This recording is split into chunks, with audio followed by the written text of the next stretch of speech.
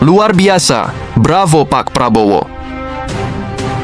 Drama geopolitik makin panas. Rusia ultimatum Australia gara-gara Papua. Bro, situasi di kawasan Asia Pasifik lagi panas-panasnya nih. Bukan cuma karena cuaca, tapi juga karena geopolitik yang makin ngeri. Rusia baru-baru ini ngerilis peringatan super serius ke Australia. Masalahnya, dugaan kalau Aussie diam-diam nyokong OPM alias Organisasi Papua Merdeka. Waduh, kalau bener, ini udah kayak nyiram bensin ke api. Moskow nggak main-main, mereka tegas bilang, kalau Canberra nekat kirim-kirim senjata ke kelompok separatis kayak gini, siap-siap aja buat nerima konsekuensi serius. Bukan cuma omongan doang, Rusia mulai gerak. Isu ini meledak kayak bom waktu setelah intelijen dapat kabar bahwa ada pengiriman senjata dari Australia ke Papua. Katanya sih buat bantuin OPM. Nah, buat Rusia, ini jelas-jelas dianggap intervensi ke urusan dalam negeri Indonesia. Lebih dari itu, mereka nganggap ini ancaman langsung ke stabilitas kawasan. Bahaya, kan? Sebagai respon, Rusia kabarnya lagi mikir buat bangun pangkalan militer di Pulau Biak, Papua. Gila, langkah ini jelas nunjukin Moskow nggak mau cuma duduk manis liatin situasi. Mereka pengen tunjukin ke Australia kalau mereka juga bisa unjuk gigi di wilayah yang sama. Kenapa Rusia repot-repot? Ya, karena mereka punya kepentingan gede banget di Asia Pasifik, plus hubungan deket sama Indonesia. Nggak cuma sebagai teman dagang, tapi juga mitra militer. Jadi wajar aja kalau mereka ngerasa perlu pasang badan. Di tengah konferensi pers yang cukup dramatis di Moskow, jubir Kremlin nyuarain pesan keras. Ganggu kedaulatan Indonesia, itu tindakan permusuhan. Mereka udah tarik garis merah. Kalau sampai dilewatin, bisa berabe. Dan ternyata, nggak cuma omong doang. Di balik layar, Rusia udah mulai mainin asetnya. Satelit-satelit mereka lagi ngintip pergerakan pasukan dan kapal Australia yang mondar-mandir deket Papua. Bahkan, kabarnya kapal selam Rusia udah masuk jalur Samudra Pasifik Selatan. Wah, vibe-nya kayak perang dingin edisi terbaru nih. Sementara itu, dari pihak Australia, PM-nya coba cooling down. Dalam pidatonya di parlemen, dia bilang Australia nggak ada niat buat bikin konflik. Tapi dia juga ngegas dikit dengan bilang mereka bakal terus berdiri di atas nilai-nilai kemanusiaan dan demokrasi. Diplomatis tapi tetap keras kepala ya. Para analis dunia sih udah mulai cium bau krisis yang lebih gede. Apalagi tekanan dari teman-teman setia Aussie kayak AS dan Inggris makin kerasa. Mereka ngedorong Australia buat mikir ulang soal langkah-langkah di Papua. Di sisi lain, situasi di Papua makin parah. TNI sibuk lakuin operasi besar-besaran di wilayah pegunungan dan hutan lebat buat bersihin markas OPM. Tapi OPM juga nggak tinggal diam, mereka malah makin nyebarin jaringan gerilyanya. Pertempuran senyap terus terjadi. Hampir tiap minggu ada kontak senjata. Korban? Banyak, tapi nggak semuanya bisa didata. Sementara akses kemanusiaan ke daerah-daerah konflik banyak yang putus. Rumah sakit kehabisan stok obat, sekolah ditutup, warga hidup dalam ketakutan. Masyarakat sipil Papua jadi pihak yang paling kena getahnya. Mereka kayak terjebak di tengah badai yang nggak kunjung reda. Banyak yang akhirnya ngungsi ke tempat-tempat yang dianggap lebih aman. Tapi ya gitu, hidup jadi nggak jelas tanpa perlindungan dan bantuan yang layak. Anak-anak nggak bisa sekolah, dapat layanan kesehatan juga susah banget. Nggak ada yang tahu kapan situasi bisa balik normal. Sementara itu, di forum-forum diplomatik dunia, isu Papua sering dibahas. Tapi sayangnya, suara masyarakat asli Papua jarang banget didengar langsung. Ini nunjukin jurang yang dalam antara omongan di meja-meja elit global dan kenyataan pahit di lapangan. Udah waktunya ada pendekatan yang lebih adil, lebih manusiawi, dan gak berat sebelah buat nyelesain konflik ini. Nah, balik lagi ke Rusia. Mereka makin nunjukin sikap tegas. Dari laporan rahasia lembaga strategis di Moskow, ada kabar kalau Kremlin lagi nyiapin skenario intervensi terbatas.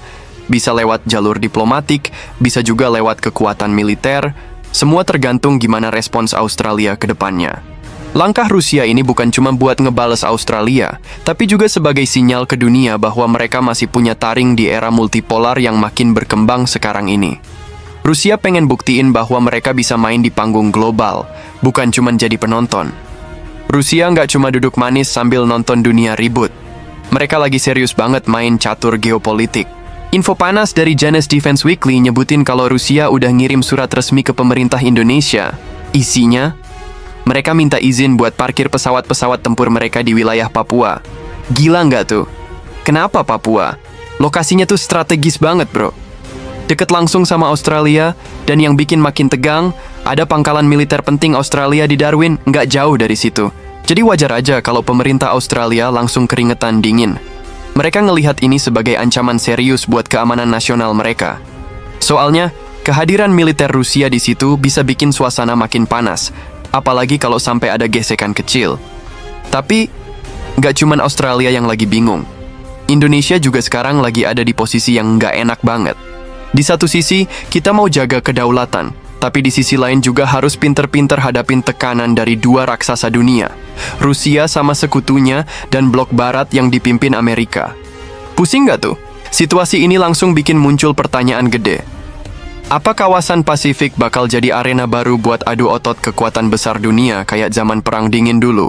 Papua, yang dulunya cuma dianggap sebagai isu dalam negeri, soal HAM, konflik lokal, dan aspirasi kemerdekaan, sekarang malah mulai berubah jadi titik panas geopolitik global. Masuknya kekuatan asing dalam konflik ini bisa banget bikin muncul yang namanya proxy war, alias perang lewat tangan-tangan orang lokal. Jadi negara gede ribut, tapi yang jadi korban rakyat kecil. Miris banget kan? Sementara ketegangan makin naik, suara-suara perdamaian justru makin pelan. Beberapa negara Asia Tenggara sempat nyoba angkat isu Papua ini di forum PBB, ngajakin dialog multilateral, ngajak duduk bareng cari solusi damai. Tapi sayangnya, suara mereka kalah kenceng dibandingkan dentuman kepentingan strategi negara-negara gede yang lebih fokus sama permainan kekuasaan dibanding solusi jangka panjang. Serius deh, rasanya kayak denger bisikan kecil di tengah konser rock. Kalau kondisi ini terus berlanjut, Papua bukan cuma jadi masalah lokal doang, tapi bisa nyeret seluruh kawasan Pasifik ke dalam konflik yang jauh lebih besar dan ribet. Beberapa analis internasional bahkan udah mulai sounding kemungkinan skenario terburuk. Konfrontasi terbuka di kawasan Pasifik yang bisa melibatkan lebih banyak negara. Serem banget, kayak bom waktu yang nunggu meledak aja. Tapi masih ada sedikit harapan, meskipun kecil. Beberapa negara, termasuk Indonesia sendiri, tetap nyoba usulin dialog multilateral buat nyari jalan damai soal Papua. Upaya diplomatik ini memang enggak gampang. Di balik layar, banyak banget lobby-lobby dan pertemuan tertutup yang lagi digodok. Tapi hasilnya masih blur, belum jelas arahnya kemana. Dan di tengah semua kekacauan ini, siapa yang paling menderita? Rakyat Papua. Mereka tetap jadi korban utama dari konflik yang makin rumit. Harapan mereka sederhana kok. Pengen hidup tenang, damai, dan aman di tanah sendiri tanpa ketakutan tiap hari. Sayangnya, sampai detik ini, situasinya belum ada tanda-tanda mereda, malah makin panas. Tiap langkah yang diambil sama Australia dan Rusia kayak lagi main domino, satu gerakan bisa picu efek berantai. Dan sekarang, seluruh dunia lagi nahan napas. Tiap pernyataan, tiap gerakan kapal perang, tiap jet tempur yang lewat, semuanya bisa jadi pemicu eskalasi. Serius, Papua sekarang udah kayak panggung besar tempat dua aktor raksasa adu peran. Wilayah yang dulunya cuma dikenal karena alamnya yang indah dan budayanya yang unik, sekarang malah berubah jadi simbol pertarungan geopolitik global. Dan malam makin panjang, cuy. Ada satu pertanyaan yang menggantung di langit Papua. Dunia bakal milih jalur damai atau malah makin larut dalam drama konflik yang menghancurkan. Jadi semua drama ini bukan cuma tentang Papua.